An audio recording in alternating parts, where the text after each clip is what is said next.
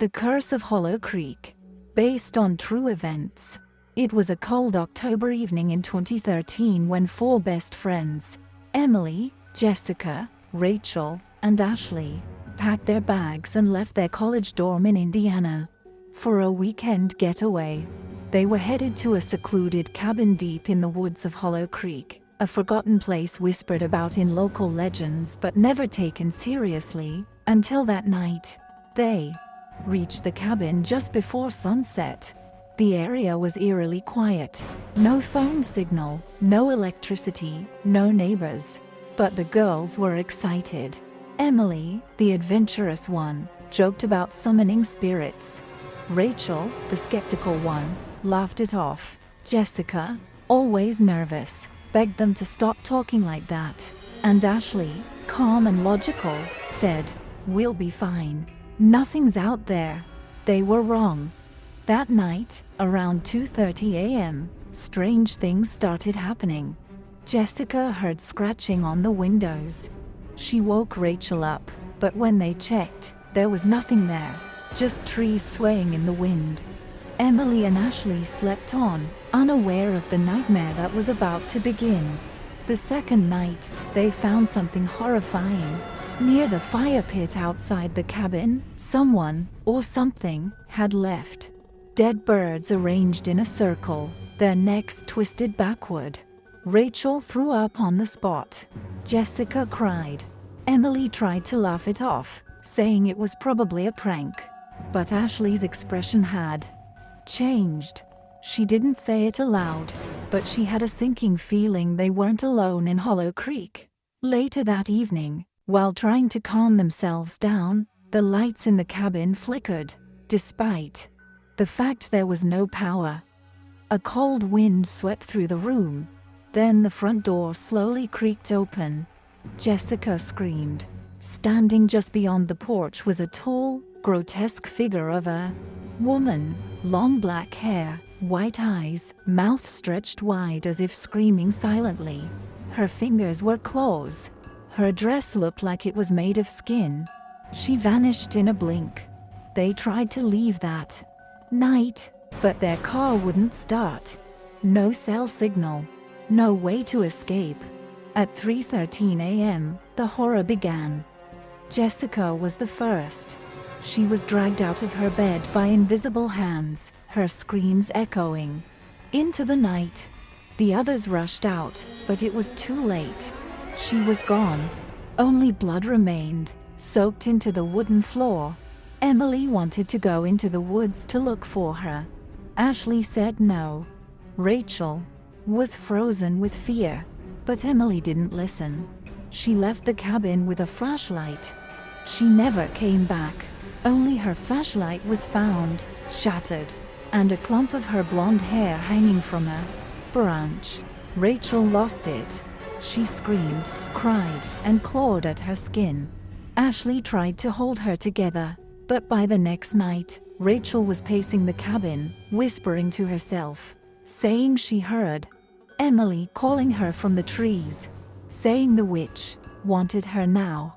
Ashley tried to keep Rachel inside, but at 2:59 a.m., Rachel opened the door and walked into the woods barefoot. Her scream didn't come until 3:01. Ashley stood at the door, shaking, watching as a black mist swallowed Rachel whole. There was no time to cry. No time to run. Ashley knew the witch would come for her next. But Ashley wasn't like the others. She didn't freeze. She didn't cry. She fought. She found the old diary hidden under a floorboard in the cabin.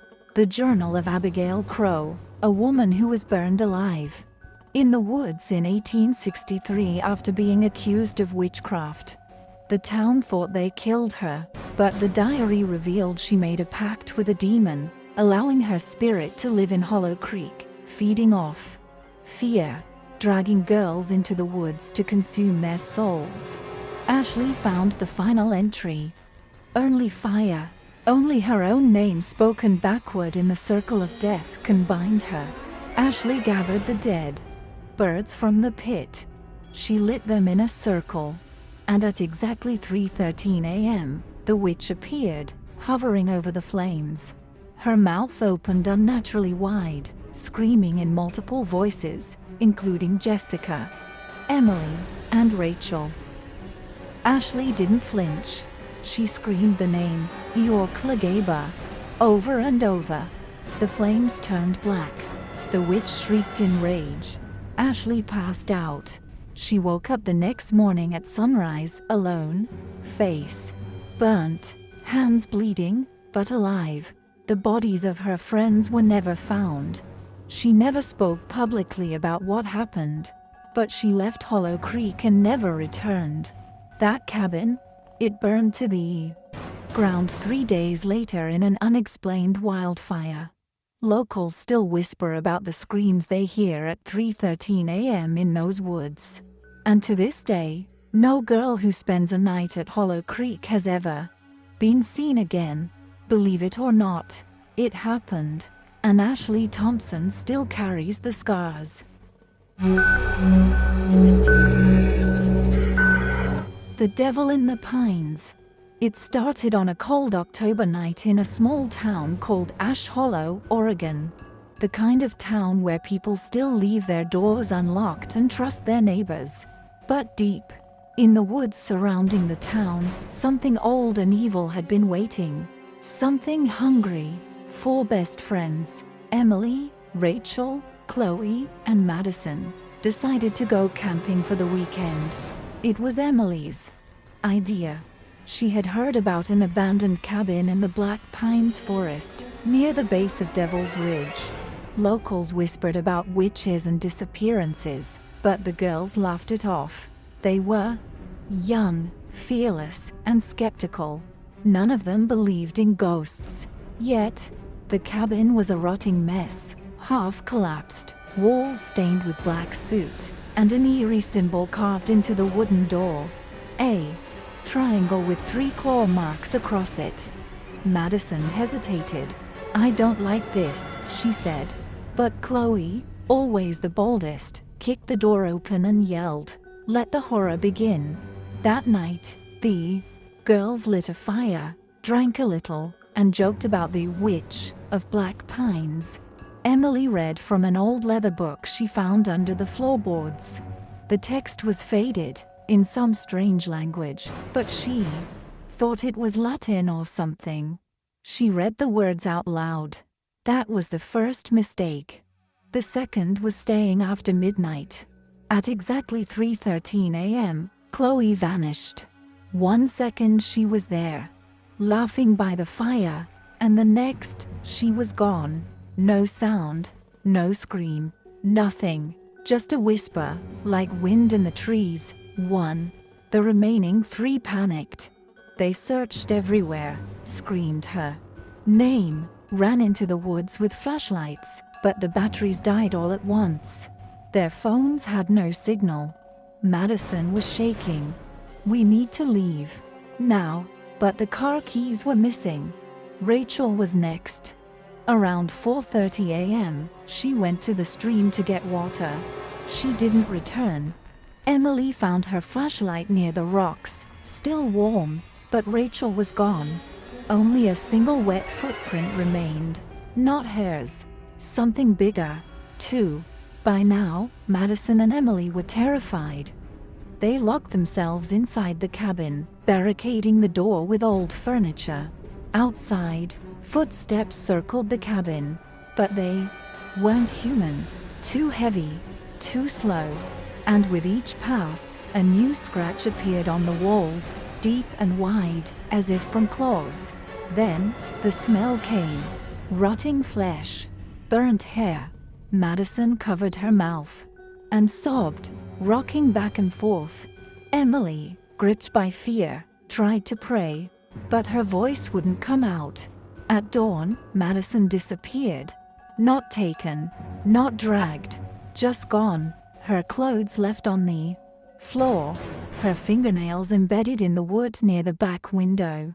Emily saw a figure outside, tall, bone white, with no face, just a mouth, wide, red, and smiling. It stared at her, then vanished. 3. Emily didn't scream. She didn't cry. She ran. Out the door. Through the woods. Hours passed, but she didn't stop. Something chased her. Not visible, but always behind her. Breathing. She tripped near the edge of Devil's Ridge, almost falling. And that's when she saw her, the witch. Tall, skeletal, her face hidden under long, tangled black hair. Skin covered in black boils. Eyes glowing like coals. Her hands ended in jagged claws. She whispered Emily's name like a lullaby. But Emily wasn't like the others. She had remembered the book. Blood, fire, salt. She pulled out the lighter from her pocket, grabbed a shard of broken mirror from her bag, and cut her palm open. She drew the triangle with the 3 claw marks on the ground, then lit it. The flames roared into a blue inferno. The witch screamed, not like a human, but like a dying animal from another world. Trees bent, the earth cracked, and then silence. When the rescue team found Emily 3 days later, she was wandering on the highway barefoot, covered in blood and ash, whispering the same words again and again. But every July, on the same weekend, the girls vanished. The fog returns, and the knocking starts again. Don't answer it. Don't say your name, because the Devil's Bride is still waiting for a 4th. The Witch of Black Hollow Lake. Based on disturbing true events collected from police reports and personal accounts. In the fall of 2016, 4 friends, Haley, Brooklyn, Madison, and Avery, went missing. Near Black Hollow Lake, a remote area in northern Vermont surrounded by dense pine forest and miles of uninhabited wilderness. Only one of them came back. Haley. What she told investigators was so disturbing that the case files remain sealed to this day. But pieces of her statement were leaked by a former officer who couldn't live with what he called the silence of evil. What follows is that reconstructed account. Raw, terrifying, and soaked in blood. It started as a weekend getaway. The girls had been best friends since grade school, and Black Hollow was supposed to be their little escape before college. They stayed in an old rental cabin at the edge of the lake, isolated, silent, and surrounded by fog so thick it felt like breathing clouds. On their first night, Madison found a wooden mask nailed to a tree just outside the cabin. It had antlers, hollow eyes, and dried blood smeared across the mouth. Brooklyn took a picture of it and joked, "The forest has Wi-Fi. Look, it's uploading horror." But Haley felt something wrong in her chest. The air was heavy. The trees didn't feel still. That night, Avery woke them all up screaming. She said she'd seen a woman crawling on the ceiling, head twisted backwards, hair soaked, eyes missing. They tried to calm her down, but her nose started bleeding, and then she fainted. At 3:13 a.m., the fire pit outside the cabin lit up on its own. The flames burned blue. No one had touched it. They should have left right then, but they didn't. The second night, Madison disappeared. 1 minute she was brushing her hair in the bathroom. The next she was gone. No scream, no struggle, just her necklace, burned into the mirror, as if it had melted through glass. Brooklyn lost it. She ran into the woods shouting Madison's name, Haley, and Avery ran after her but couldn't find her for almost an hour. When they did, she was standing by the lake, staring at the water, smiling. Haley asked her, "Are you okay?" Brooklyn turned slowly and whispered, "She's underneath, and she's hungry." Then something dragged her under the water so fast it was like gravity flipped. No splash, no bubbles, just silence. Avery collapsed. Haley pulled her back to the cabin, bolted every door, and stayed up with a knife clutched in her hand. But at 2:59 a.m., she looked out the window and saw a black figure standing in the trees, tall, rotting, wearing Madison's hair like a crown. It was the Witch of Black Hollow, a creature spoken of in whispers by old hunters and locals. They said she was a drowned woman, cursed for eating the heart of her own child. Now she called to young girls and consumed them one by one. Haley heard her voice. It didn't come from the woods. It came from inside Avery. Avery's eyes turned white. She screamed. With three voices, hers, Brooklyn's, and the witch's. Her back arched, bones snapping. Then she levitated 3 feet above the floor and spat out lake water. That's when Haley knew she had no choice. She remembered the mask from the first night. She ran out, found the tree, tore the mask down with her bare hands, and put it on. She screamed into the woods, "You want someone? Take me." The witch came. In that moment, Haley felt the world turn inside out. Pain, voices, screams of her friends, and something ancient trying to crawl into her spine. But the mask burned it. She woke up hours later, naked, bleeding, and alone by the lake. The cabin had vanished. 3 bodies were never found. Only Haley survived. To this day, she lives off-grid under a new name. She refuses to go near mirrors, lakes, or pine trees. And every year on October 17th, she sends an anonymous note to the Vermont State Police. It only says one thing: she's still hungry. If you ever find yourself near Black Hollow Lake, don't go in the water, don't answer whispers, and never look into the trees after midnight, because she's still out there, waiting for her fourth. The Harvest Witch of Deadwind Forest, based on a true and sealed case from rural Oregon, 2014. In September 2014, 4 teenage girls, Kayla, Morgan, Sophia, and Jade, went missing during a camping trip in a remote area known as Deadwind Forest, near the edge of an abandoned farming town called Greystone Ridge. Only one girl survived. Her story was so disturbing, the police closed the case within 72 hours and marked it classified under the Federal Abnormal Incidents Division. This is what leaked from the survivor's recorded confession. This is what really happened.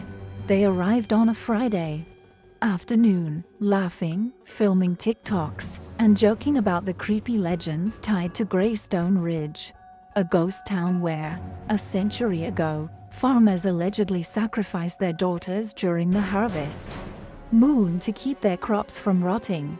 Locals still whispered about a woman in rags with black teeth, seen wandering the woods every fall, looking for new blood. None of the girls believed in that crap until night came. At 2:46 a.m., Sophia woke up to the sound of scratching inside the tent walls. When they unzipped the flap, there was no one there. But all around the tent were dozens of handprints, tiny, burnt, childlike handprints, pressed into the soil, circling them. Kayla wanted to leave, but their van wouldn't start. There was no signal, no stars, just black trees and a wind that carried whispers. The second night, Morgan vanished. 1 minute she was heating beans on the fire, the next she was gone. No sound, no footprints, just her necklace left in a pot of boiling water, spinning. Jade began to cry. She said she saw something behind the trees, something tall, something covered in burlap with roots growing from her feet. Her mouth was sewn shut with animal sinew, but her eyes moved. She didn't walk. She glided. That was when Sophia said she heard it too. A voice calling their names, not aloud, but inside their heads. Not a hallucination, not sleep, a presence. They locked themselves in the van. No windows, no talking, just silence. But at exactly 3:33 a.m., someone knocked on the back door. 1, 2, 3 knocks, then a pause, then a child's voice whispered, "Let me in. I'm cold." When Kayla turned to tell Jade not to move, Jade was gone. Gone from a locked van. In her place was a small burlap doll, soaked in blood, with a tooth sewn into its chest. Sophia started screaming. She clawed at the windows, screamed Morgan and Jade's names, then ran into the forest barefoot. Kayla chased her through the trees for almost 10 minutes, until she found her, upside down, pinned to a tree, guts torn open, face missing, but her hands were still twitching. And in the dirt below, written in what looked like fingernails, were the words, 3-4. The soil. Kayla didn't cry. She didn't run. She remembered what her grandmother once said when warning her about spirits in the woods. If it calls your name, don't answer. If it wants a harvest, offer it fire. Kayla found the old fire pit near the town's ruins, where the villagers used to burn offerings. She poured gasoline on the burlap doll, on Sophia's torn jacket, and Morgan's melted necklace. She screamed into the woods, "Take me instead, you bitch. I'm the last one." The tree started shaking. The soil cracked, and from the pit of earth, the witch crawled out, 12 feet tall. Faceless, arms made of rotting corn stalks, her chest filled with teeth and children's hands. She lunged at Kayla, but Kayla had a flare. She shoved it into the witch's hollow chest and screamed one final word, "Burn." The witch caught fire, not like flesh, like paper. The flames roared white. Her scream was the sound of every girl ever taken, echoed into the sky. Kayla blacked out. She woke up the next morning alone, in the center of the burnt forest. No bodies, no van, just ashes. A nearby farmer found her hours later, barefoot, burned, and whispering names. When the police arrived, they asked her who did it. She only said, "The forest was hungry, but I made her choke." Kayla was never charged. She vanished 6 months later from a mental hospital in Utah, the day before another harvest moon. Some say she returned to Deadwind Forest. Some say the witch wasn't killed, just fed enough to sleep again. But if you ever hear knocking in the woods, or a child's voice whispering your name, don't answer. And never go camping in Greystone Ridge during harvest season, because she still needs 3. And she's always hungry. The Whisper Witch of Devil's Nest. True account. Extracted from the sealed Arizona Missing Persons File Number 47 to 33D, 2015. In late October of 2015, 4 best friends, Emily Carter, Zoe Matthews, Olivia Brooks, and Chloe Harper, disappeared during a hiking trip in the Devil's Nest region of northern Arizona. Only one of them, Chloe, survived. The others were never found. This is the story Chloe told. Between sedation and shock, while strapped to a hospital bed with her fingernails torn off and bite marks on her arms, her own teeth marks, they had planned the trip for Halloween. Devil's Nest was known for its jagged cliffs, red rocks, and abandoned mining shafts. Locals never went near it after dark. It was said the area was cursed, haunted by the spirit of a woman buried alive for practicing deathcraft in the 1800s. They called her the Whisper Witch because she didn't scream. She whispered your name until you answered. And when you did, she owned you. The girls thought it was perfect for thrill-seeking, a scary setting for viral videos. They brought cameras, Ouija boards, even a fake plastic skull. They laughed when a park ranger warned them not to go too deep. The first night was normal. They made a fire, drank, danced under the stars. Emily even joked, "Come get us, witchy." That was the last time Chloe saw Emily alive. At exactly 2:16 a.m., Olivia woke to whispering, "Emily, Emily." The voice was right beside her ear, but Emily wasn't in her sleeping bag. When they searched, they found a trail of ash footprints leading into the forest, and a large, wet patch of black moss shaped like a human body. They never found Emily. Zoe started to panic. She said her head felt crowded, like someone else was thinking inside her. She scratched her own skin, muttering, "She's in me. She's already in me." That night, she took off all her clothes, walked to the edge of the canyon, and jumped. But not before she turned back and said, in a voice not her own, "You shouldn't have answered." Olivia and Chloe were left alone. The forest around them no longer felt natural. Trees looked like they were bending toward them. Whispers followed them wherever they went, beneath the rocks, inside the wind, in their minds. That night, Olivia refused to sleep. She kept staring into the dark. Then she said, "I can hear her heartbeat. It's not mine." At 3:03 a.m., Olivia stood up, eyes rolled white, mouth gaping, and she began to float 3 feet above the ground.